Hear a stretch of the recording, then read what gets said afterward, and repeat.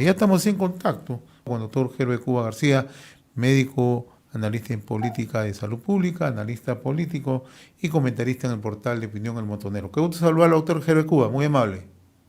Muy buenos días y un saludo a través suyo a todo el país.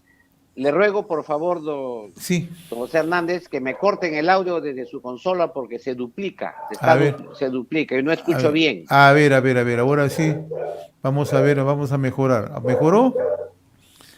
A ver, Hola, hola, sí, ahora sí, sí, ahora sí, ahora sí, ahora ya, sí. bien, ahora sí me escucha bien, bien, estamos en contacto con el doctor Gerbe Cuba. ¿Escuchó el mensaje de la presidente Dina Boluarte, doctor? Así es. Doctor Cuba, ¿usted cree que este mensaje va a aquietar la efervescencia social que estamos viviendo en el país en los últimos días? Yo creo que el mensaje ha sido un mensaje oportuno, sobre todo luego de la renuncia de dos ministros y luego que se conoció que el ministro de Trabajo era el asesor de una congresista de Sigrid Bazán, del Congreso de la República. Esto ha sido necesario para deslindar con las dos posiciones que hoy día hay en agenda, digamos, que son ya diferenciadas netamente, ¿no? Por un lado, la agenda maximalista inicial, que empezó con asamblea constituyente, restitución del presidente Castillo y eh, nuevas elecciones y cierre del Congreso, a otra posición que se dio desde el inicio del gobierno de Castillo, que fue incluso propuesta por el expresidente Sagasti en todos los medios de comunicación en su momento, que señalaba que se vayan todos, es decir, nuevas elecciones generales. Esta doble propuesta que algunos analistas, sobre todo del sector ligado al presidente Sagasti, señalan que ya ha ido perdiendo fuerza las primeras propuestas primigenias porque no hay consenso, pero lo que sí hay consenso es que se vayan todos de una vez. Y esto se ha traducido también en el debate congresal, donde ahí se ven los matices dentro de los sectores que se oponen al gobierno, pero que al final genera un río revuelto para que se reitere otra vez la situación política que ocurrió durante el momento del expresidente Merino, que en Río Revuelto y por presión de la calle, una minoría congresal gobernó durante el gobierno de transición y una minoría congresal impuso al presidente Castillo. Y digo impuso porque no permitieron que voten aquellos congresistas que habían, o que participen aquellos congresistas que habían dado su voto por la vacancia del expresidente Vizcarra. En consecuencia, eso se pretende reeditar el día de hoy, ¿no? Y por tanto creo que el mensaje de la presidente Boluarte fue sumamente oportuno porque matizó ambas propuestas y igual a las dos las rechazó rotundamente, a tal punto que señaló que no iba a renunciar y lo dijo con mucho énfasis y además se pidió que el Congreso resuelva el problema. En todo caso, dijo, deberían apurar la segunda votación de la reforma constitucional para llevar a cabo las elecciones. Y por otro lado, también señaló claramente que no dependía de su despacho ni la liberación de Castillo, ni la Asamblea Constituyente, ni las nuevas elecciones.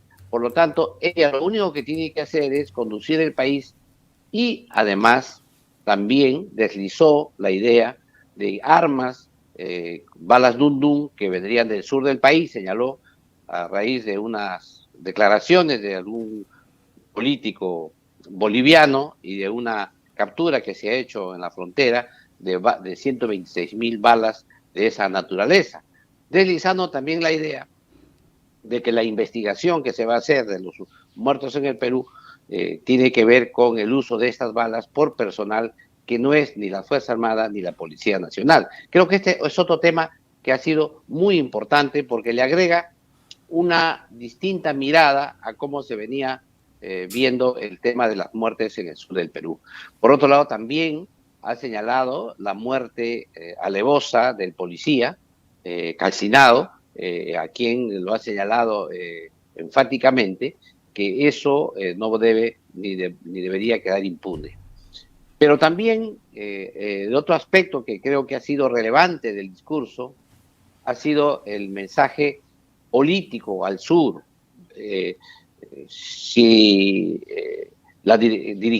dirigirse directamente al gobernador regional de Puno y a los otros gobernadores regionales de Cusco, Apurímac y Ayacucho con la finalidad de aportar soluciones de conjunto en favor de sus propias regiones y del país.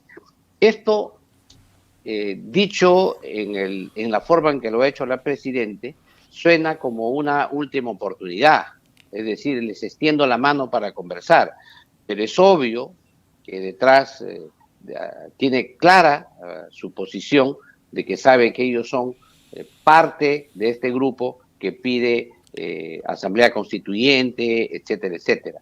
Por eso es que creo que el mensaje de la Presidente ha sido sumamente oportuno, porque además reafirma otro componente interno, es decir, un reacomodo de las fuerzas de su propio gabinete, al permitir salir precisamente ministros que estaban ligados de alguna manera a esta oposición que tiene en el Congreso de la República.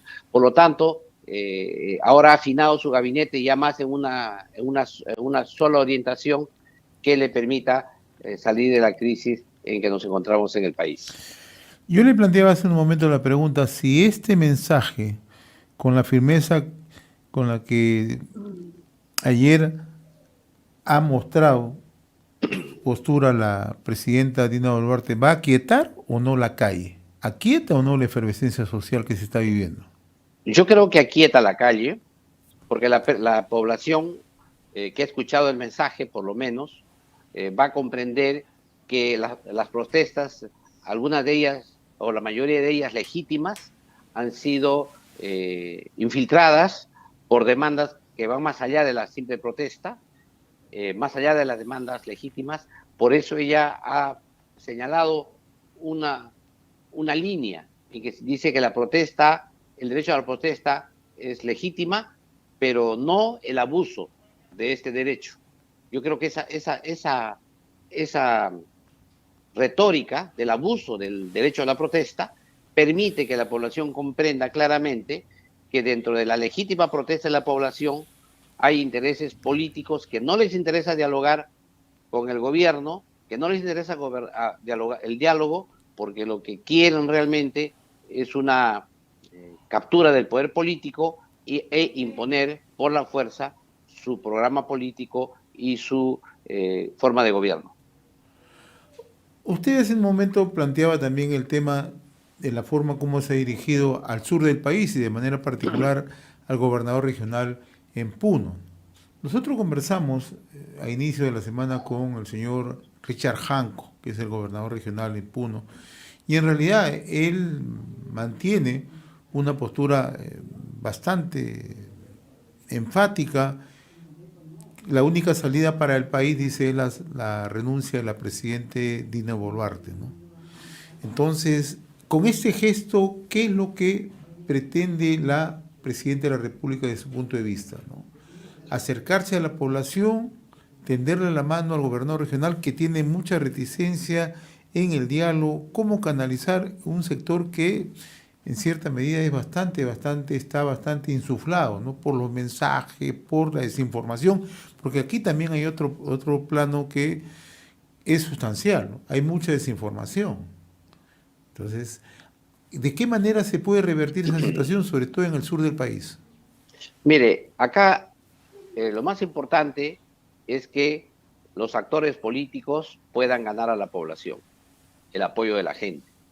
Si bien es cierto, el gobernador regional acaba de ganar una elección, visto estos hechos, puede ser que el gobernador regional, por un lado, capitalice más adhesiones, pero puede ocurrir también lo contrario, que el gobernador regional se aísle cada vez más de las necesidades de la gente y del pueblo y tenga menos adhesiones.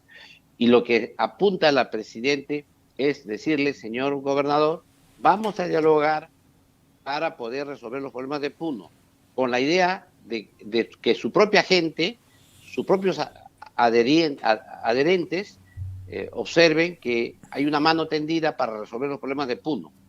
Si él rechaza esto y se radicaliza aún más, lo más probable es que pierda un gran sector de la población intermedia, que no está ideologizada, que tiene problemas concretos del día a día, y él quede cada día más aislado dentro de los grupos radicales. Y esto es lo que ha hecho la Presidenta. O sea, la tendida de mano tiene que ver más que dirigirse directamente al gobernador regional, tiene que ver con quitarle, como decíamos en la década de los 90, quitarle el agua al pez, ¿no? De tal manera que el pez quede solo, se seque y quede aislado, y ahí se demuestre lo inconveniente y cómo se aísla del pueblo con sus medidas radicales.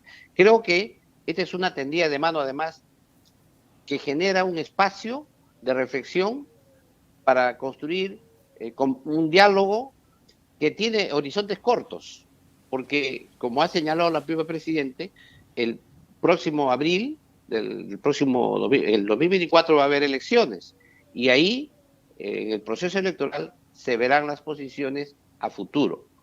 Así que creo que la Presidente ha dicho, pido perdón, pero pido que los violentistas no dejen también la violencia. Segundo, ¿hay muertos? Sí, pero eso no está claro que hayan sido muertos por la policía o el ejército, porque se han encontrado balas que no corresponden a lo que usan estas instituciones. Tercero, extiendo el diálogo, pero no se olviden que yo soy la Presidenta de la República. Por lo tanto, o dialogamos o van a tener problemas con su propia población, que los va a aislar a ustedes por el radicalismo. Y cuarto, que hay movimientos radicales que están siendo usados, que usan a la población en sus justas demandas, que al final las desnaturalizan, porque en lugar de reclamar lo que ellos quieren, que es una vía, un camino, terminan en una agenda que no tiene ninguna finalidad. Y finalmente creo que el mensaje también ha sido claro, para decir que los problemas que exigen ustedes no lo puede resolver Dina Boluarte. Eso depende de otras instituciones que no son Dina Boluarte. Pero también hay un mensaje muy directo hacia la izquierda peruana en su conjunto, porque así como he dicho que tienen el derecho de protestar, de poner sobre la mesa las principales demandas, en un determinado momento ha dicho, así como hacen un enjuiciamiento, deberían hacer un enjuiciamiento de quienes están detrás de la protesta, quiénes son los que generan violencia. Esto, hace unos días nosotros conversábamos y mencionábamos el tema parteaguas. Ahora ya queda claro que Dina Boluarte ya no tiene ningún atisbo de acercamiento ni con Perú Libre, ni con el sector de la izquierda que se encuentra representada en el Parlamento, ni con otros sectores de la izquierda. ¿Eso ya queda definido a partir de la posición asumida anoche? Creo que sí, y es la conclusión de la salida de los ministros, ¿no? La salida de los ministros de ayer termina la concesión que le había hecho un sector intermedio de la izquierda, el sector moderado de la izquierda, a quien le había dado la concesión de tener inclusive ministros en su gabinete. Lo que ha concluido ahí es que una renuncia en estas circunstancias, cuando hay movilizaciones, lo que se considera es como algo poco coherente, poco, incluso hasta traidor, podría señalarse, que en una circunstancia así abandones el barco y como para que se hunda todo, ¿no? Entonces yo creo que ahí la Presidenta lo que ha hecho es señalar claramente que, y lo ha compuesto inmediato, no ha demorado ni 12 horas, ha compuesto el gabinete y ha dado un mensaje donde ha puesto ya una línea meridiana clara en que dice va a respetar el derecho a la protesta, pero no el abuso del derecho a la protesta. Y aquí quiero también expresar que el día de ayer ha habido una concertación de fuerzas contra la Presidente. Hay que tomar en cuenta que también ha jugado su propio rol la Comisión de la Verdad, verlo a la Comisión de Interamericana de Derechos Humanos, que ha señalado algo que es sumamente peligroso para el país, ¿no? Que la evaluación de las muertes en el sur del país va a evaluar desde el punto de vista del componente étnico y social. ¿Por qué es importante esto? Porque el concepto de genocidio calza cuando hay una muertes contra una etnia. Entonces, cuando viene el representante de la Comisión Interamericana de Derechos Humanos, cuando recién va a conocer la problemática del país, señala que va a hacer una evaluación desde el componente ético-social, lo que está planteando que ellos están señalando que ya aquí en el Perú estaría dándose el caso de un genocidio. Y esto es totalmente inaceptable desde todo punto de vista, porque las muertes no se han dado en razón de las etnias ni en el Perú ni las razas. Las muertes se han dado en razón de defender los activos críticos de la ciudadanía, que estaban siendo atacados.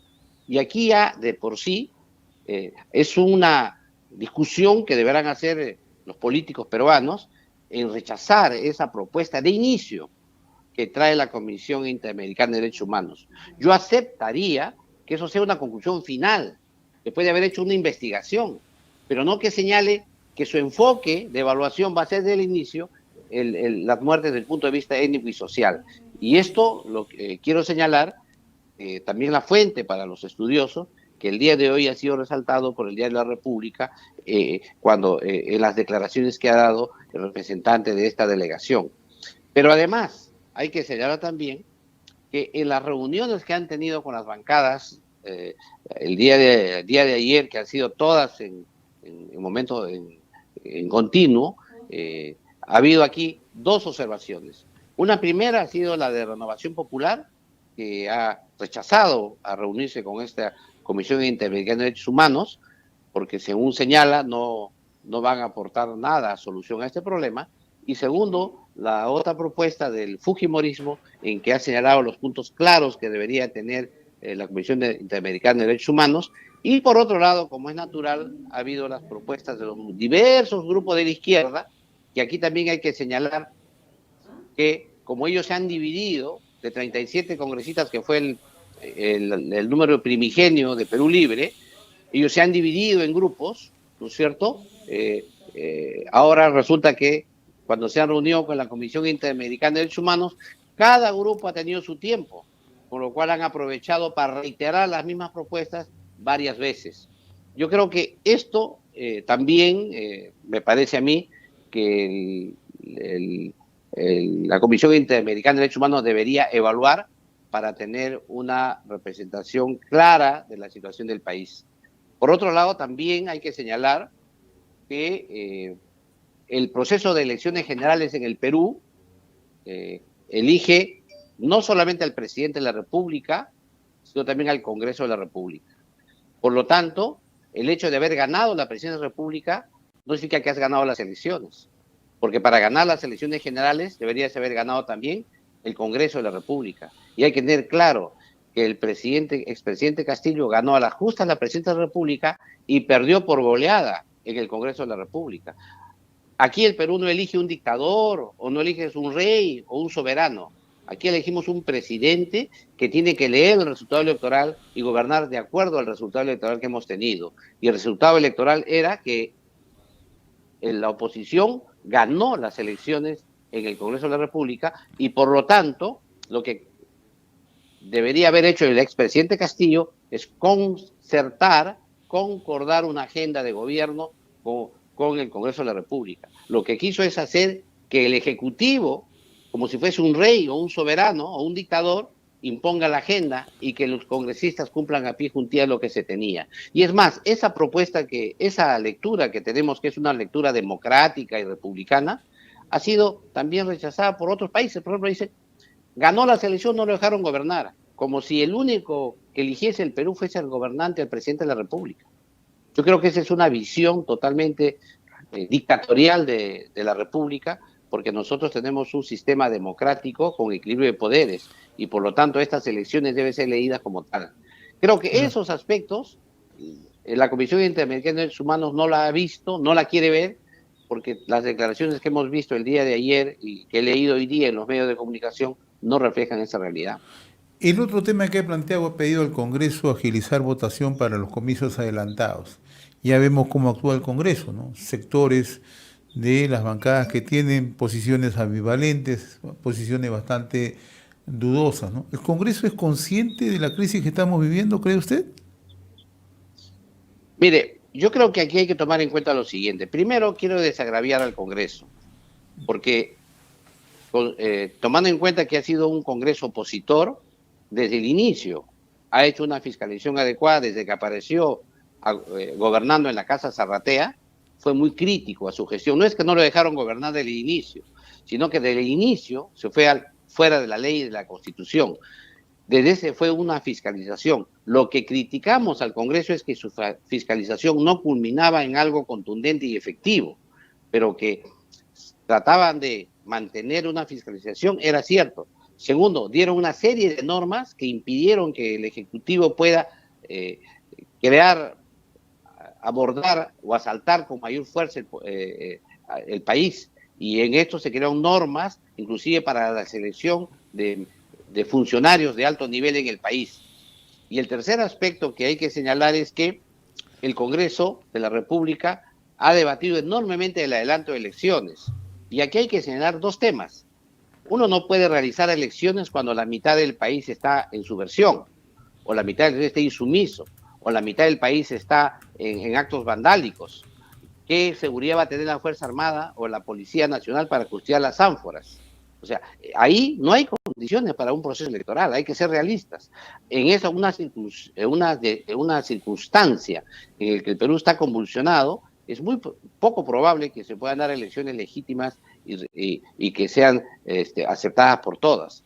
En segundo lugar, esto requiere entonces un proceso de pacificación previa, pero en segundo lugar se requiere que haya reformas mínimas constitucionales para que se hagan las elecciones en el marco constitucional.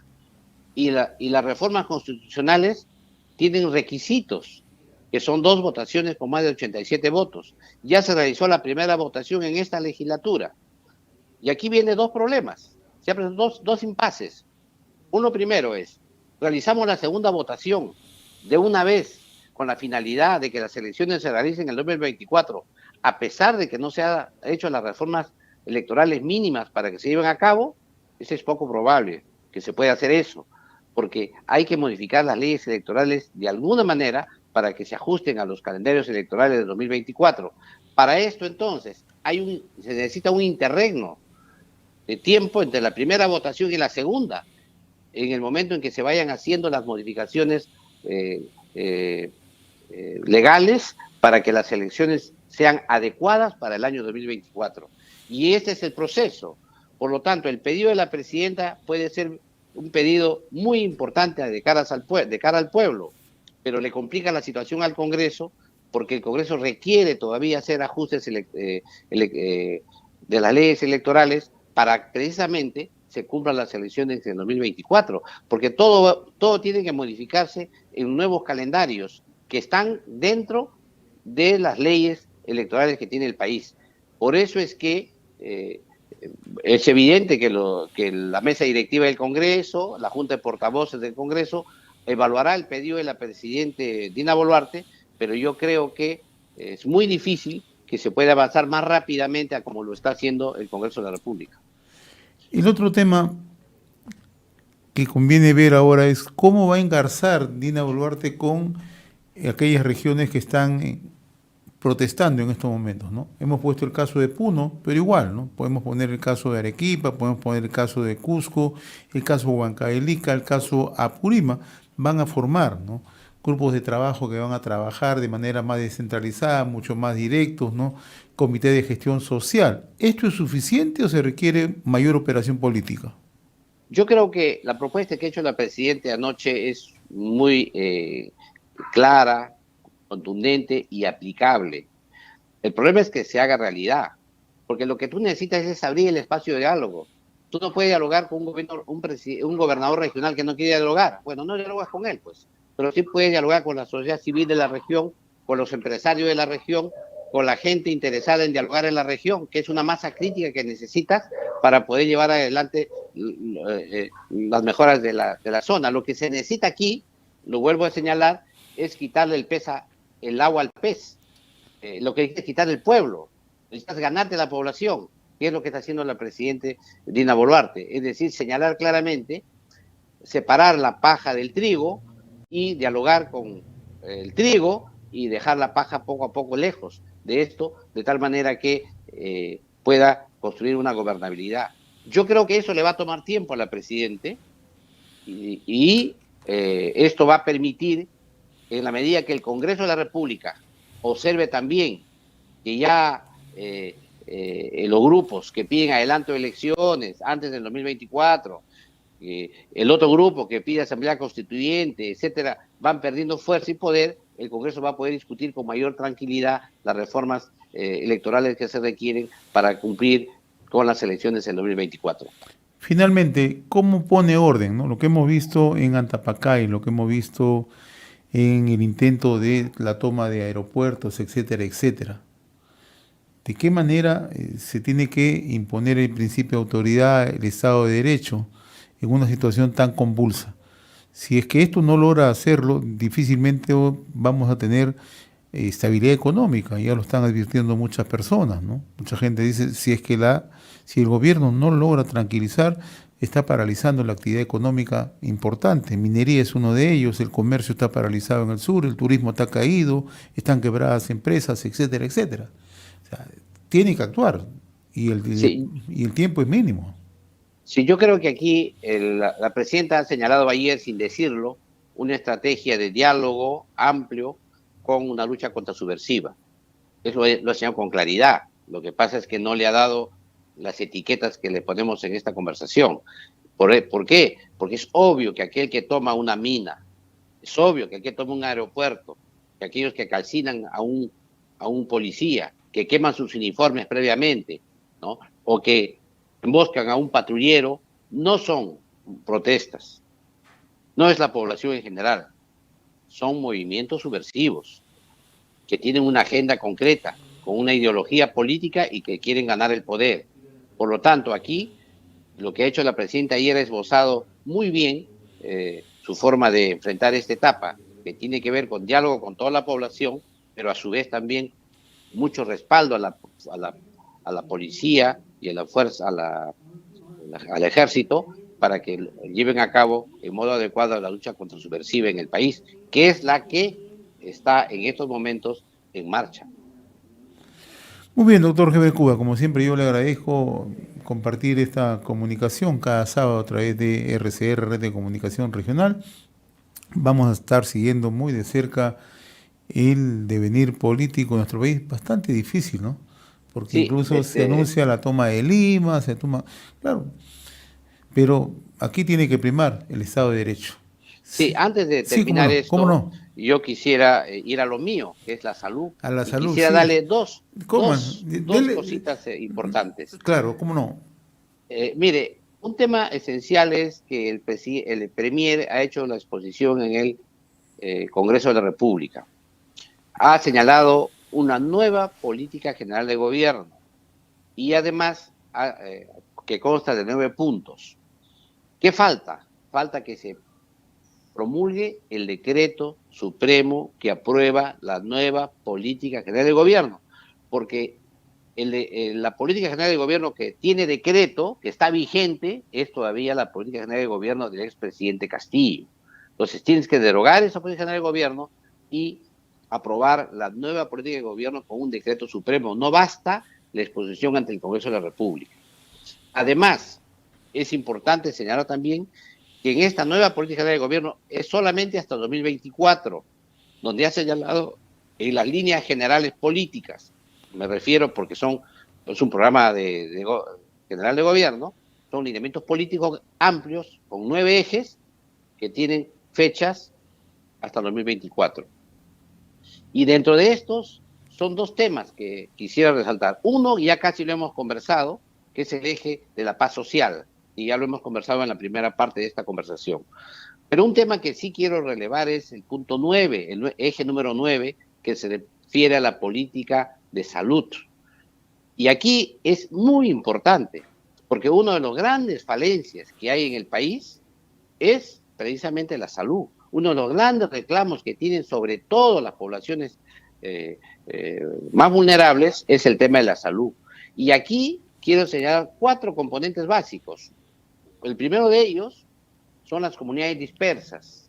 Las comunidades dispersas, todo aquel que conoce la sierra sabe que las casitas están pues a 2 kilómetros, a 5 kilómetros una de otra, es pasando un valle, está la otra, etcétera, que hace que no puedas juntar a esa población y darles servicios públicos juntos.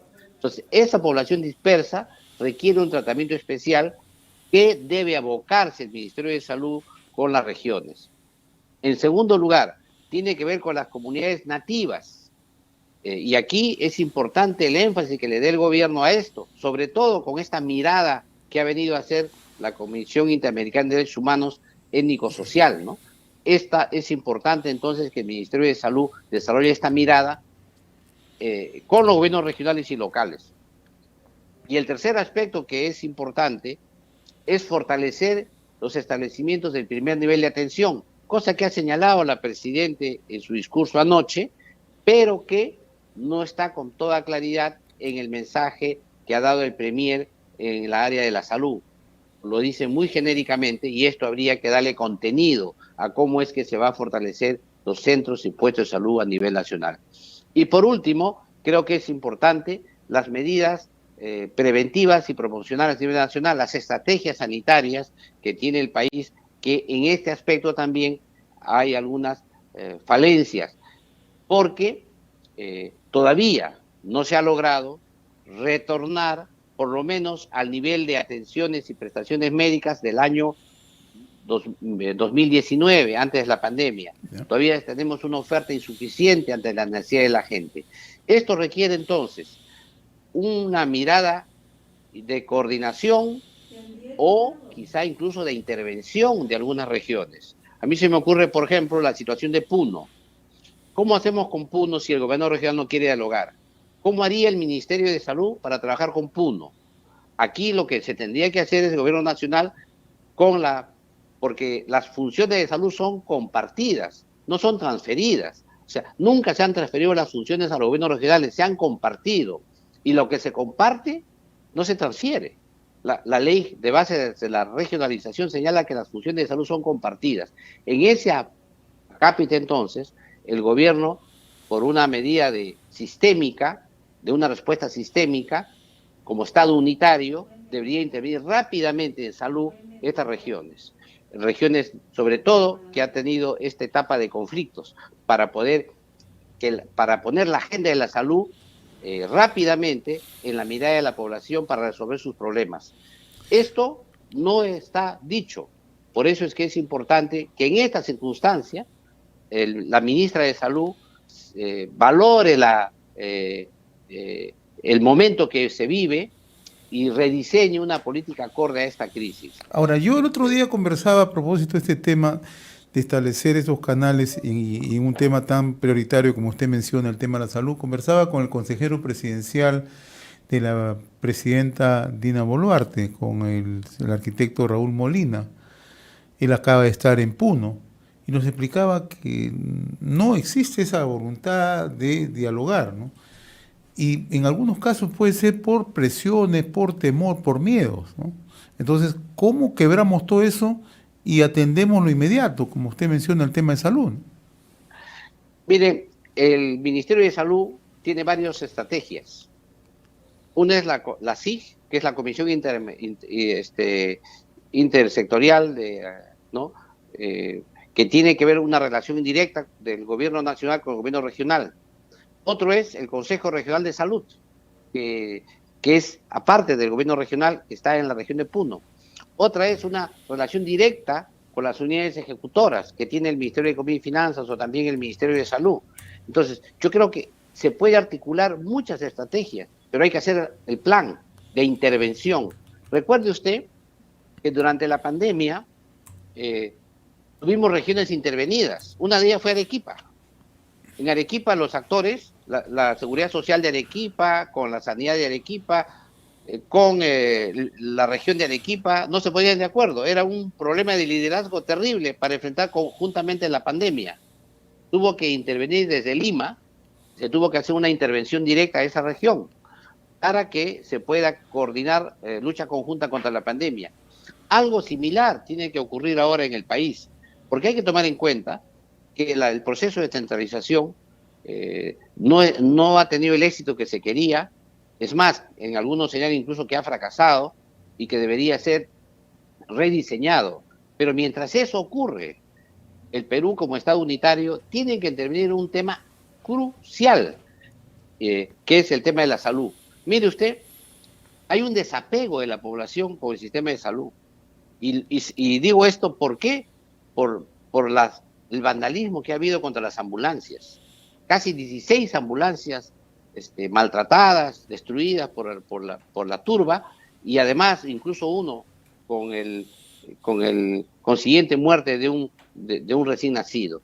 Por eso es que aquí lo que necesita el Ministerio de Salud y el gobierno es buscar estrategias de intervención directa, inclusive al margen del gobernador regional, para poder resolver los problemas de salud de esas comunidades, que no tienen por qué participar en la vida política, porque el único aspecto que no debería participar en la política, como tampoco en guerras ni conflictos, son los temas de salud.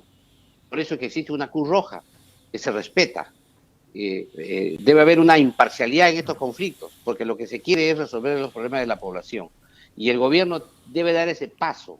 Y el Ministerio de Salud está en la obligación de establecer medidas para hacer frente a esta situación. Muy bien, doctor Gebre Cuba. Muy agradecido por estas reflexiones semanales en momentos tan difíciles, tan complicados que estamos viviendo en el país. Ha sido un gusto, como siempre, muy amable.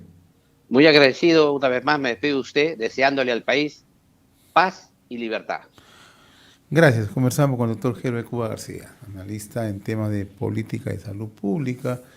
A la par es comentarista de opinión del portal El Montonero y comentarista habitual en RCR, Red de Comunicación Regional.